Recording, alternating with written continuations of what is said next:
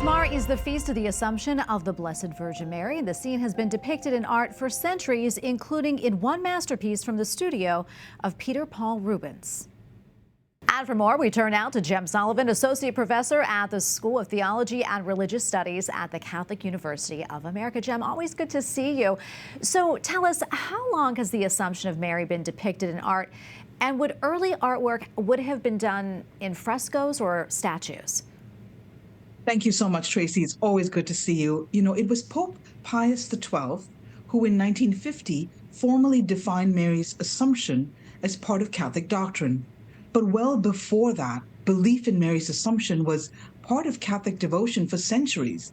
And so from that long-held devotion, there were painters and sculptors, musicians and poets who brought to life in stone, paint, song, in word, in fresco, the Catholic belief in Mary's Assumption. So well before its formal definition by the Church, we have many beautiful works of art, hymns and paintings and fresco that offer a visual catechesis on Mary's Assumption. And this painting from the National Gallery of Art in Washington, D.C. is one of them.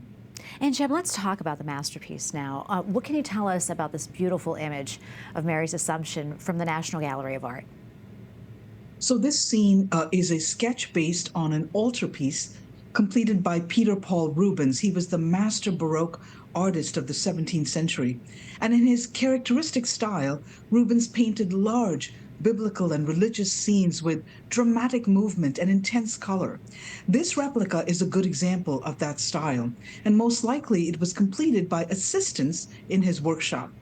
What we see in the painting is God assuming Mary into heaven as she's carried up by angels. Everything in this painting is moving to where two angels holding a wreath of flowers are ready to crown Mary as Queen of Heaven. And then below them, we see Mary's empty tomb, surrounded by a lively group of biblical figures, both prophets and apostles. And it is thought that the gospel women named Mary are also present here. In this group, one of the apostles stands with his arms outstretched to heaven in praise of God.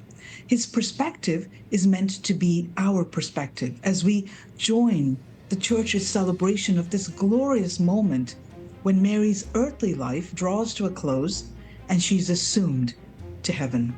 Jem, thank you so much for sharing all of that with us. We really appreciate it. God bless you. Thank you for having me.